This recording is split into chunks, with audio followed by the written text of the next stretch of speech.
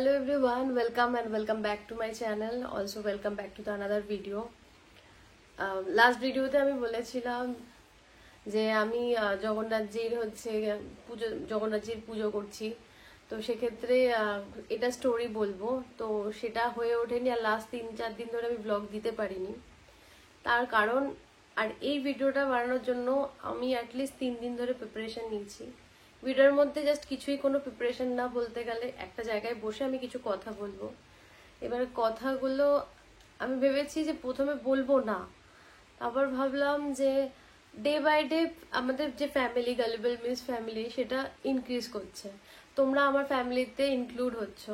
So আমার মনে হয় ফ্যামিলিতে ইনক্লুড হচ্ছ আর ফ্যামিলির মানুষজন তোমরা এই জিনিসগুলো জানবে না, তার কারণ এই একই ইনসিডেন্ট আরো 4 বার হয়ে গেছে। তখন ওই জিনিসটাতে অতটা ইম্প্যাক্ট না ফেললেও এইবার তার আগের বারের যেটা হয়েছিল সেটার ইম্প্যাক্ট আমার লাইফে প্রচুর পরিমাণে পড়েছে। তো সেটাও আমি প্রথমে অনেক ভেবে দেখলাম যে না, আমি এটাও স্কিপ করে যাব। তার কারণ কি জানো তো, আমরা যখন কোনো ইউটিউবে বা কোনো সোশ্যাল মিডিয়াতে কোনো রকম পোস্ট দেখি বা হচ্ছে কোনো রকম ভিডিও দেখি, সেটা কিন্তু আমরা না আমাদের সময় বার করে দেখি। এই না যে আমাদের কাজটা ফেলে দিয়ে তারপরে আমরা গিয়ে কোনো এন্টারটেইনমেন্ট ফিল্ডে গিয়ে আমরা এন্টারটেইনমেন্ট হই। সো যখন আমরা আমাদের সময়টা বাঁচিয়ে নিয়ে এসে কোনো এই জায়গাটায় ইনভেস্ট করি, তখন আমরা কি চাইবো যে সারাদিন পরে আমরা একটু আমরা একটু এন্টারটেইন হব। সেক্ষেত্রে আমরা এমন কিছু জিনিস দেখি যেটাতে ভালো লাগবে। তো আমি চাইনি যে এমন কিছু জিনিস আমি তোমাদের সামনে তুলে ধরি, আমার লাইফেরই কিছু, আমাদের ফুল ফ্যামিলির বলো, যেটাতে তোমাদের হলে একটু হলেও, যারা আমার ভিডিও একটু হলেও দেখো, তাদের একটু হলেও খারাপ লাগবে। এই কারণে খারাপ লাগবে কি বলতো, কখনো না কোনো প্রিয় জিনিস, প্রিয় মানুষ যখন মানুষের লাইফ থেকে বেরিয়ে যায়, ঠিক আছে, তো সেই জিনিসটা না মানুষের লাইফে প্রচুর ইম্প্যাক্ট ফেলে। তো আমি যবে থেকে ভিডিও দেওয়া স্টার্ট করেছি তার মাঝে প্রচুর কিছু ইনসিডেন্ট আমার লাইফে হয়ে গেছে, যেগুলোর ইনিশিয়াল পার্টগুলো ঠিক আছে ইম্প্যাক্ট ফেলেছে, বাট ততটাও ইম্প্যাক্ট ফেলেনি যেটাতে আমি খুব ভাবে জাস্ট ভেঙে যাই। তো এই ইয়ারের মার্চে ফার্স্টের দিকে আমার বাবারা তারা 4 বোন, তাদের বড়জন অনেক আগে এক্সপায়ার হয়ে গেছে। তো একজন, তার হাজবেন্ড, আমরা পিসামশাই বলি, আমার পিসের হাজবেন্ড, তার হচ্ছে অল অফ সাডেন হচ্ছে ডেথ হয়। তার কারণ লাস্ট স্টেজ তার ক্যান্সার চলছিল, সেটাও খুব লাস্ট টাইমে ধরা পড়ে যে ক্যান্সারটা, সেটাও ধরা পড়ে একদমই লাস্ট স্টেজে। তো সেটা সে সময় পায়নি, বাট ঠিক আছে, তাও মেনে নেওয়া যায়, বয়স হয়েছে সবারই। তো অ্যাকচুয়ালি বয়স হলে সবার আজকে নয়তো কালকে সবাইকে চলে যেতেও হবে। অনেক সময় কি হয়, সাডেন ডেথ, যেটা আমরা এক্সপেকটেশনও করি না যে এরকম হতে পারে। তো যাই হোক, উনি চলে যায়। তার কিছু দিনের মাথায় 15 কি 20 ডেজের মাথায় আমার বাবার আর এক বোন আমার মেজো পিসি মারা যায়। মেজো পিসি মারা যায়। মেজো পিসি মারা যাওয়ার জাস্ট 2 দিন, আজকে যদি মারা যায় তার পরের দিন আমার বাবার আর এক বোন মারা যায়, আমার সেজো পিসি। ওকে, সেজো পিসি মারা গেল, খারাপ তো ডেফিনেটলি লাগবে, এটা নিজের মানুষ। কিন্তু এই যে আমার আমার পিসে মশাই মারা গেল, আমার 2 পিসি মারা গেল, সেই যে ব্যাপারটা, এই জিনিসটা না নিতে পারেনি আমার ছোট পিসি।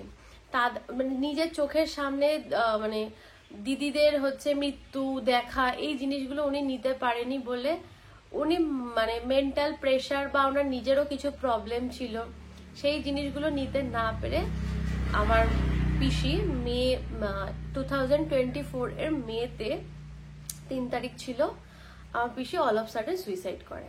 যেটা টোটাল আমাদের ফ্যামিলি বলো, রিলেটিভস বলো, এরকম ইনসিডেন্ট আজ অব্দি কোনোদিন হয়নি। উনি সুইসাইড করে।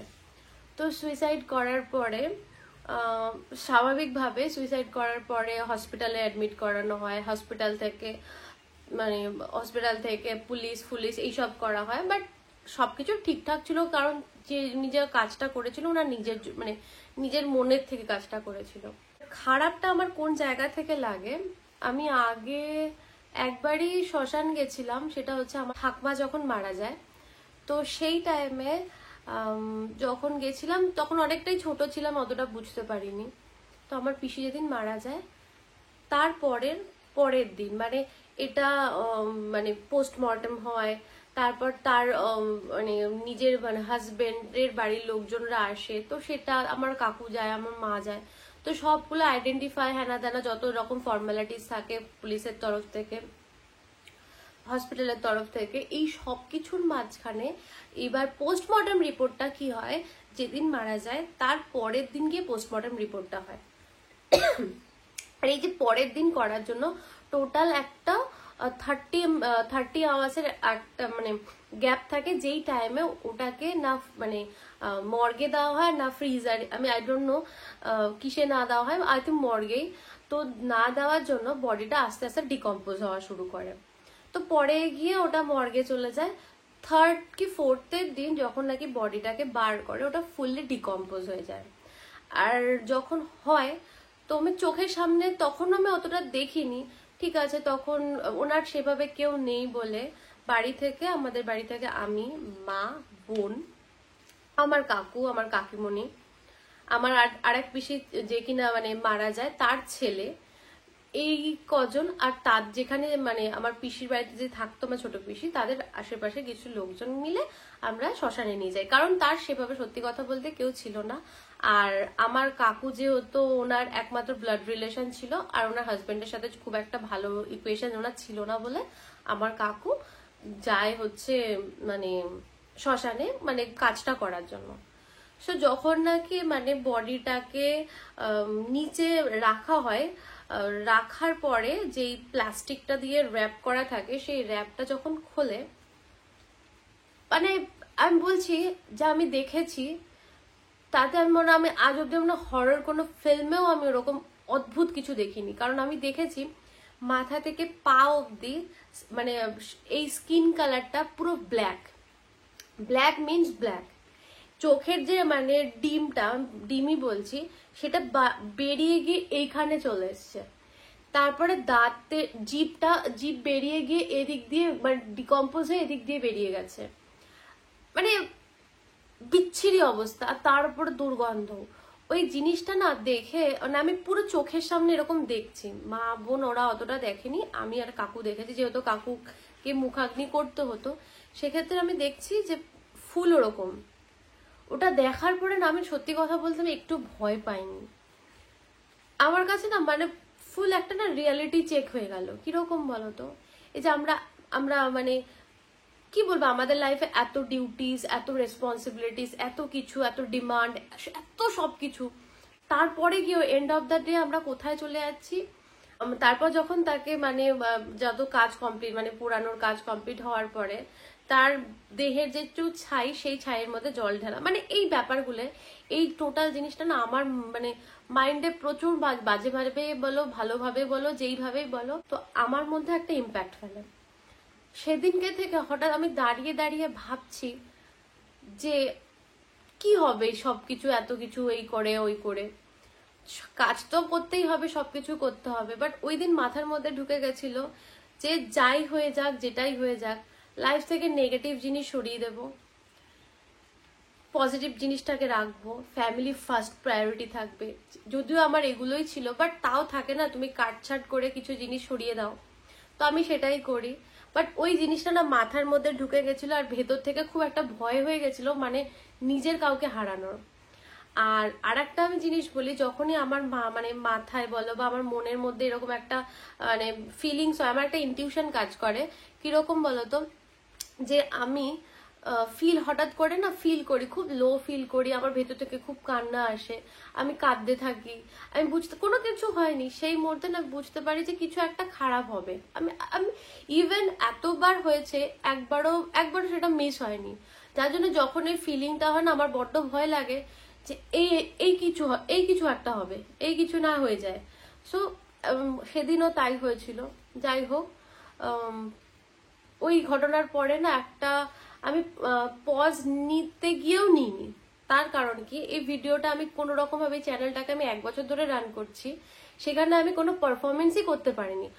আমার একটা বড় চ্যানেল থাকা সত্ত্বেও আমি এই চ্যানেলে আমি কোনো কিছুই করতে পারিনি। তার কারণ আমার নিজের দোষে আমি অনেক ক্ষেত্রে আমি মানে আটকে গেছিলাম। সেক্ষেত্রে আমি ওখান থেকে বেরিয়ে এসেছি যে না, আমাকে বেরোতে হবে, সেই জায়গায় কাজ করতে হবে, সেই জায়গায় কাজ করে অ্যাটলিস্ট নিজের জন্য কাজটা করতে হবে।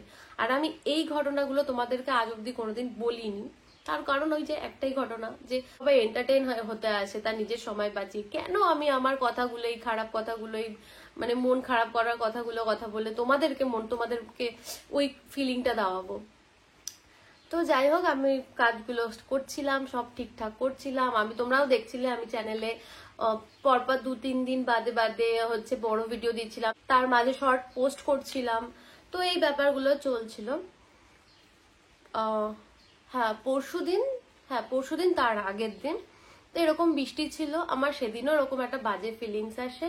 অ্যাকচুয়ালি আমি সবার সাথে যে খুব টাচড সেটাও না, আবার সবার সাথে যে খুব সবার সাথে যে ছাড়া সেটাও না। আমি ব্যালেন্স করে চলার চেষ্টা করি। তো আমার মেসো আর মাসি আমার লাইফে, বা আমার বোন, মা, দিদি সবার লাইফে না একটু বেশি মানে বলবো স্পেশালি আমার মেসো। মাসি তো ডেফিনেটলি, যেহেতু ছোটবেলায় মানে বাবা চলে যায়, সেক্ষেত্রে না ওই ফাদার ফিগার হিসেবে না অলওয়েজ আমার কাকুকে দেখেছি, আমার বাবাকে মানে সরি আমার মেসোকে দেখেছি। মানে সেইভাবে কখনো না হলেও ওই ব্যাপারটা থাকে না যে না এদের দেখলে এদের মানে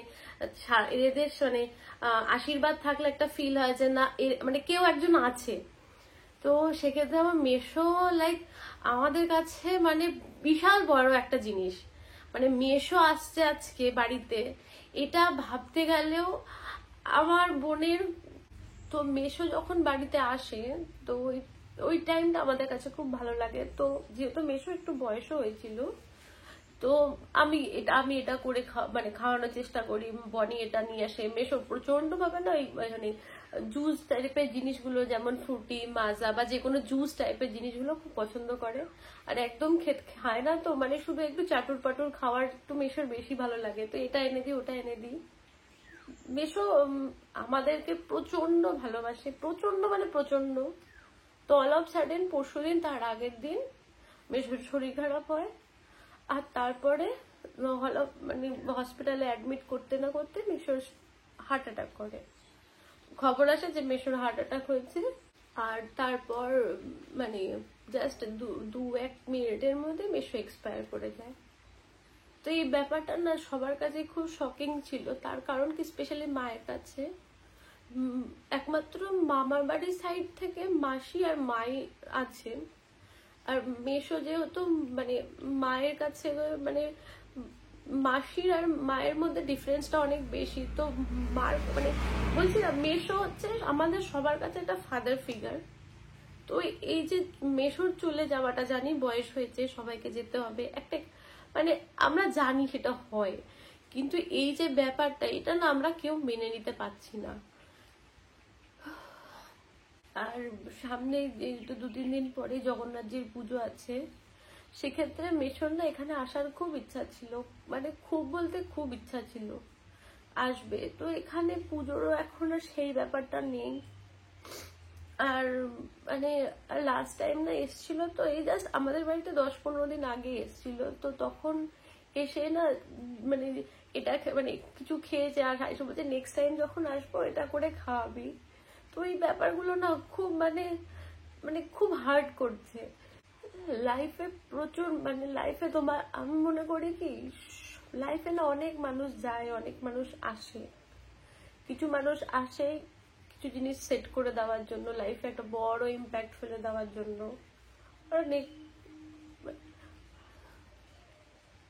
আর কিছু মানুষ থাকে যেটা তোমার লাইফের পার্ট, ঠিক আছে, যাদের ছাড়া তোমরা মিসিং।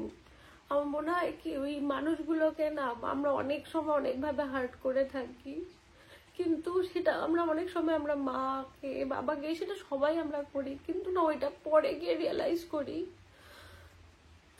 যে ওটা করা ঠিক ছিল না। তো যাই হোক, এই জন্য হয়তো আরো 2-1 দিন হয়তো ভিডিও দিতেও পারি, নাও দিতে পারি, যেহেতু সামনে পুজো। আমি তোমাদেরকে বলেছিলাম পুজোর জিনিসগুলো দেখাবো।